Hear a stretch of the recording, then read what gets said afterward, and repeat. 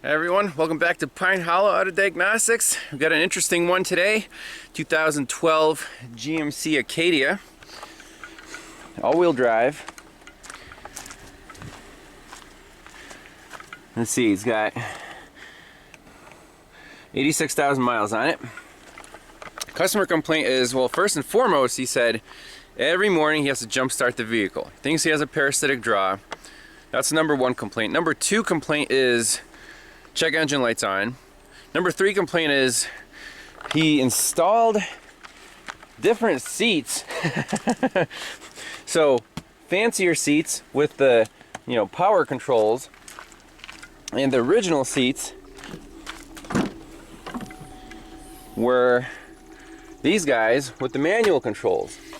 Now his airbag lights on, and well, the new seats, they're from a 2006. This is a 2012. And he said that you have to just plain cut off an airbag harness. So, okay, that's obviously the complaint, but can we somehow retrofit the airbag components off of this seat onto the new ones? That's the question. Now for the battery, I have a suspicion this battery isn't holding any charge. I just started it with the jump pack. It's running. If we go to amps on our meter and go around the positive battery cable, you guys see what the reading is? 0, like 1 amp. And let's measure the voltage. I just think that this battery is not accepting any charge whatsoever.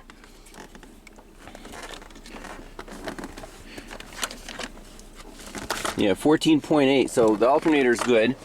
And when I first hooked up the voltmeter before starting, it was at like 12.2. I turned the lights on and it went down to below 10, like within 10 seconds. So this battery is completely wasted. So before doing any parasitic draw checks, he needs a new battery. There's no question about it, because during the checks, you're waiting for the vehicle to time out, this and that, and if the battery voltage is dropping below a certain threshold, you're not going to get accurate results. So we're going to start with a new battery. I scanned it for codes, and the engine computer had 15 codes. Let's see. Heated oxygen sensor, heater control circuit, bank 1, sensor 2. Heated oxygen sensor, heater control circuit, bank 2, sensor 2. Heated oxygen sensor circuit, high voltage, bank 1, sensor 1. Heated oxygen sensor circuit, insufficient activity, bank 1, sensor 1. Heated oxygen sensor, heater performance, bank 1, sensor 1. Heated oxygen sensor circuit, high voltage, bank 1, sensor 2. Heated oxygen sensor circuit insufficient activity, bank 1, sensor 2. Heated oxygen sensor heater performance, bank 1, sensor 2. Heated oxygen sensor circuit high voltage, bank 2, sensor 1. Insufficient activity, bank 2, sensor 1. Heater performance, bank 2, sensor 1. High voltage, bank 2, sensor 2. Insufficient activity, bank 2, sensor 2. Heater performance, bank 2, sensor 2.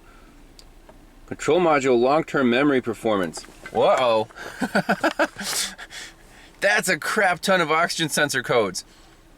It kind of smells funny too, the exhaust.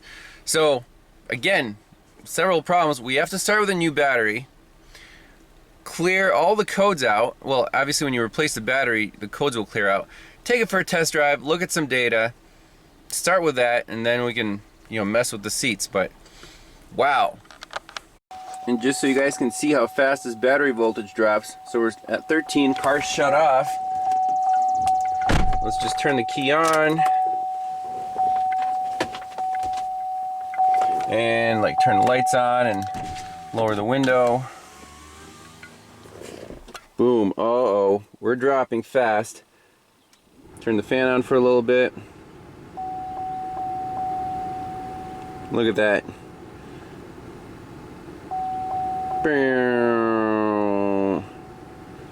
Very quick way to check your battery.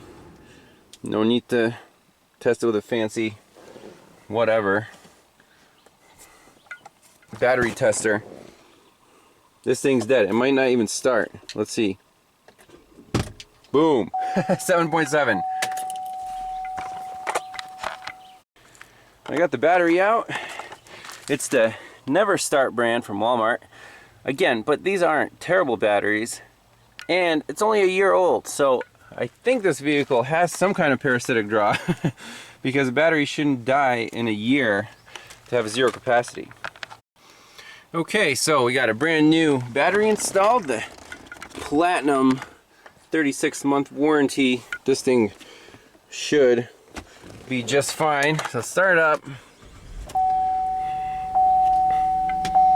Let's see if all the codes are erased. So I'll do another health report. If they're not erased, erase them all and then go from there. And just to verify, we have 14.8 volts, and let's look at the charging current. It should be pretty low since this battery is brand new. It should be pre-charged. Now we have 21 amps going into the battery. That's more than the old one was ever accepting. So that's good. Clear the codes out, start from scratch, see if those O2 codes return right away, and go from there. Alright, we're finished scanning. No codes in the engine control module, even after a start, so the battery disconnect cleared most of the codes. Let's just do the fault report again. And report. This is after battery replacement.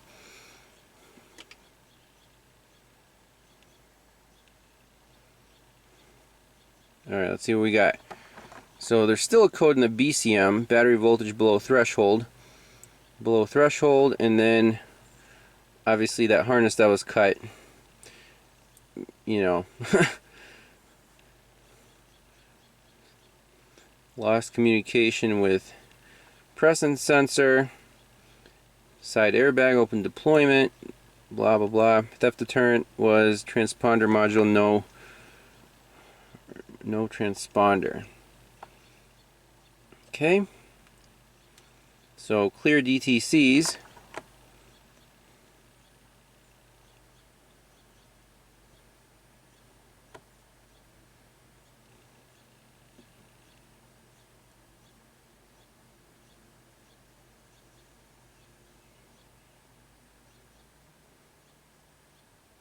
Alright, so just the airbags, obviously, because the harness has codes. All the other ones have been cleared.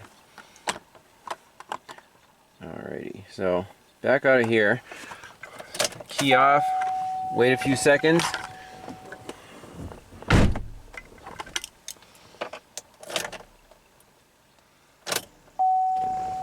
Alright, well, let's just go to the engine control module and look at our oxygen sensors. Fuel system data, fuel trim. Let's go right for the oxygen sensors here. So there's the 4 oxygen sensors. They're at bias voltage right now, it looks like. 1.9 volts. Start up.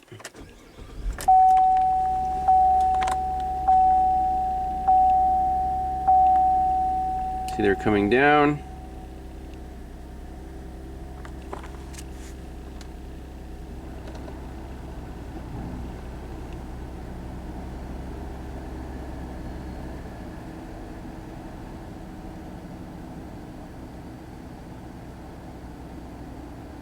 Okay, bank 1 sensor 1 starting to oscillate.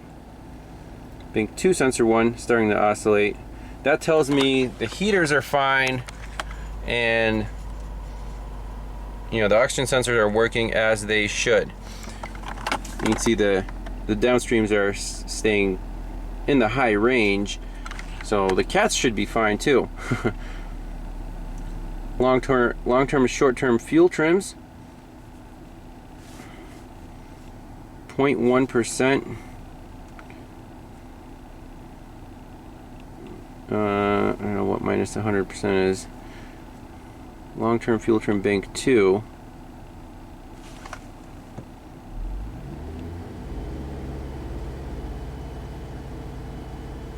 So that data pit right there, Might not be realistic. Our oxygen sensors are switching just fine.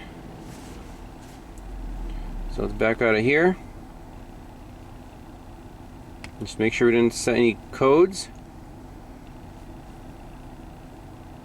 No trouble code, system normal. Alright, so next step. Take this thing for a spin, park it, and do a parasitic draw check on this battery. Just got back from a test drive. No trouble codes, how about that? So, yeah, really low battery. If it doesn't crank and you have to jump start it every morning, yeah, obviously that might cause codes that pop up there aren't like real. So, you know, so far we're on the right track. Now we have to do a parasitic draw check. So I'm going to shut the truck off, and right now we can see that we're at about 8 amps. Battery's still charging. So let's shut it off and see what happens. See how long it takes to go to sleep. And we have to take our dongle out because that could also draw a little bit of power, not much. So let's just get out of here. Take that out. Nice feature that it reminds you.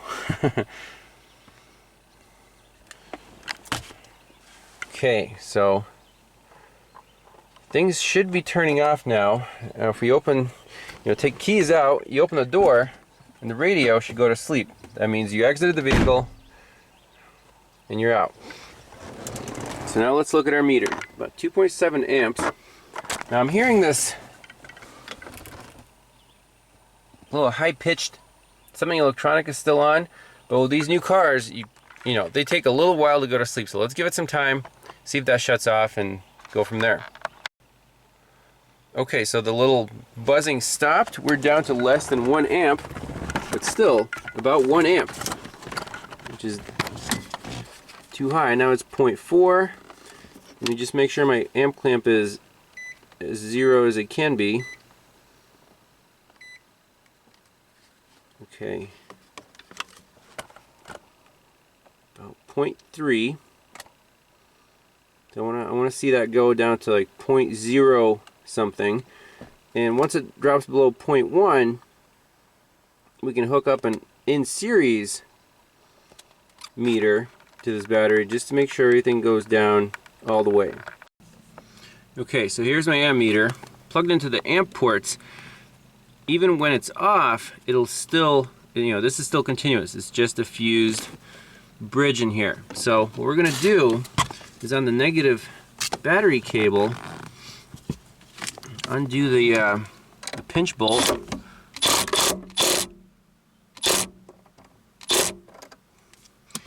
and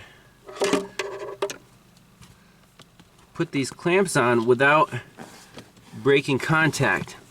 So what you want to do is put one clamp on the actual post, make sure everything's tight and plugged in, and then as you lift off the terminal,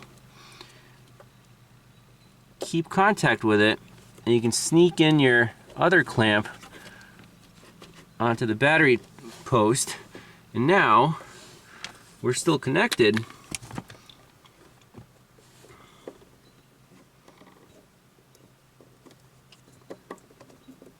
Make sure it's a really good contact. Okay, and we go to our amp setting. So 2.7 amps right now. What we want to do is I want to leave this hooked up right there where we can see it from the window. I'll leave the window open for now. It's a nice day, it's not going to rain, and come back in like half an hour and see what that amperage drops to. It's been about 15 minutes. We're down to 0.195 amps, so 0.2 amps. It looks like we got ourselves a parasitic draw. So now we can actually start the fun part. well, I guess I misspoke. We're down to 0.023. That's 23 milliamps, and for a new car, that's fine. So if you leave this thing for a month, your battery will probably be pretty drained, but you know, for a few weeks, it should be perfectly fine. You know, 0.02, that's definitely fine. On newer cars, if it's less than 40, I call that acceptable. I mean, it should be like less than 10 milliamps. 26, that's, you know, for this car, I think we can call that normal. So again, we'll leave it hooked up, come back to it, and make sure there's no, you know, intermittent draws. But, you know, the guy had a 1-year-old battery that was completely spanked. Is it just a poor quality battery? Could be. But if we don't see any parasitic draws, you know, we'll take it for another test drive and come back and check it again. But then we'll just, you know, deal with his other requests. So very interesting to note, I just did it, open the door, and went up to 2.7.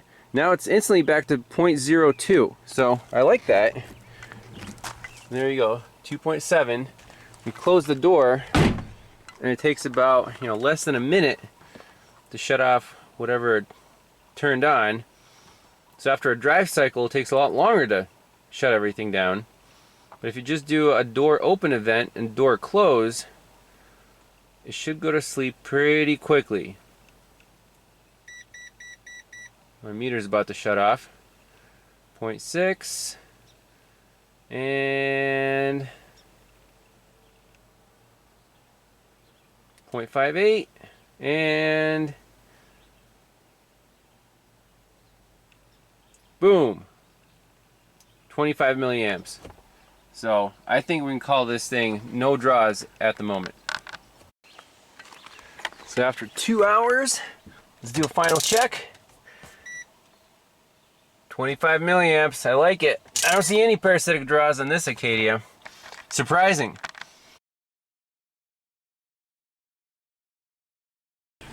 So continuing with the GMC Acadia, new battery's working great, starts up every time. That problem is fixed. Now, these seats that were installed from a 2008 model year, can we make them work on this 2012? I looked at the wiring diagrams, did some research. The wiring itself is, you know, matches up. The connectors aren't the same, but that's not a big deal. The new seats have extra seatbelt pretensioners, which these do not. Again, you can pop in a resistor and turn the airbag light off. However, the one thing that I was worried about is this passenger presence system, the seat weight sensor. Same wires. Let's see, on the 2008, here's the PPS sensor, red, white, dark green, black, white. And then on the 2012, exactly the same thing. And the wire colors match up and everything. So here I have 3 wires. This is the replacement seat, and this is the original harness. So if we scan for codes at first, you know, without the thing connected, we get this U0170 lost comm with passenger presence detection sensor module. So let's connect it, clear the codes, and see if that code goes away.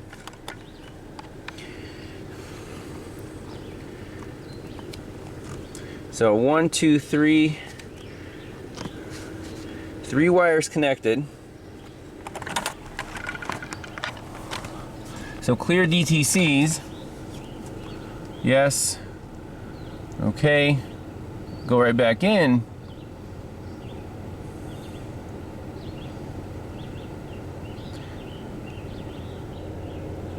There you go. Passenger presence module, incorrect component installed, and lost communication with passenger presence detection sensor module. So if we disconnect it, clear DTCs. I want to see if this B00813A disappears.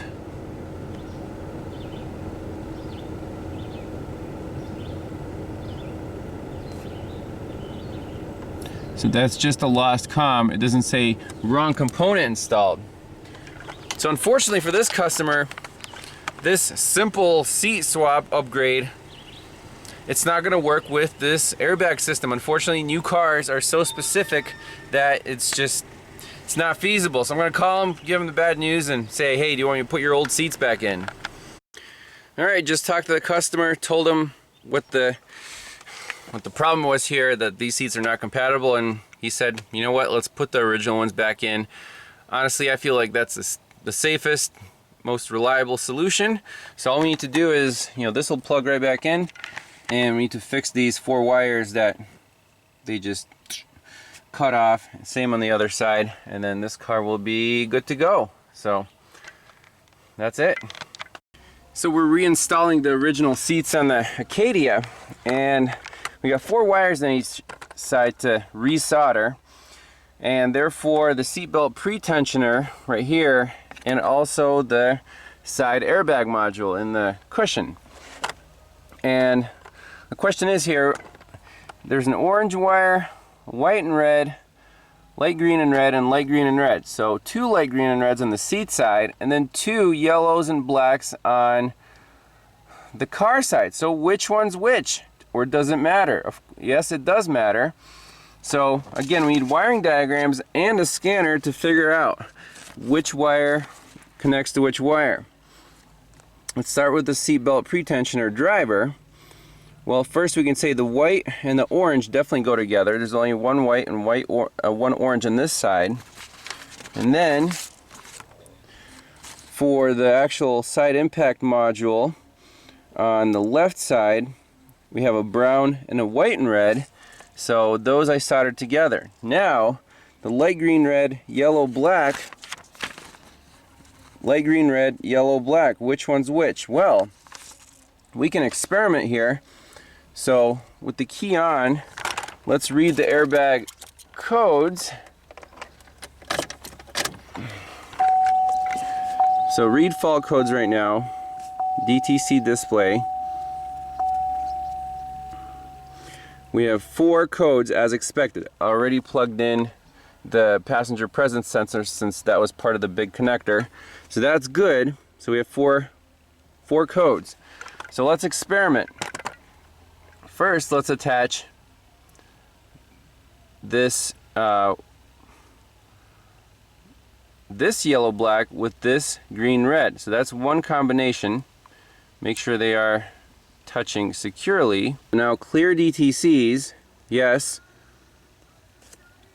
DTC display, and we have 3 codes left. So that seems to be the right wire, but if we're not sure, we can always go to this wire and see what happens. All right. Oh, come on. Okay, that's making good contact. So again, clear DTCs, yes. Okay, and then read the codes again. We're back to 4 codes, so that was definitely not the right wire. So that's how you can tell with these, wire pairs, which one's which. Wiring diagrams and scanner. All right, last wire to be soldered, just to be 110% sure. Read the codes again. Clear DTCs, yes. Okay. All right, we're down to 2 codes. Getting there. I mean, this is an expensive experiment for the customer. Swapping seats around, no, it's not worth it. All right, all the wires are soldered. Clear DTCs, and boom, fixed. Woo! That was awesome. One last thing I want to check here is in the airbag module, are the seat belt buckles sensing the buckles? It's also important for the system. So again, make sure there are no fault codes. Beautiful. And read data stream. Deployment, let's just do data. Driver seatbelt status, passenger seatbelt status. Okay. Unbuckled and unbuckled. So let's buckle that one in. Switch to buckled. And last but not least, buckle mine in. Buckled. Perfect. Alright. So this car is back to stock, at least the front seats and the airbags and stuff. These are actually comfier than the stupid leather ones, even though they have manual adjustment. Go figure. I'm a fan of cloth seats. I don't know about you guys. Just gonna run for a full health report one more time. Make sure there are no trouble codes stored anywhere. Alright, the Acadia is ready for delivery. And what's the moral of the story? Well, one, if your car doesn't start in the morning, you have to jump start it every day.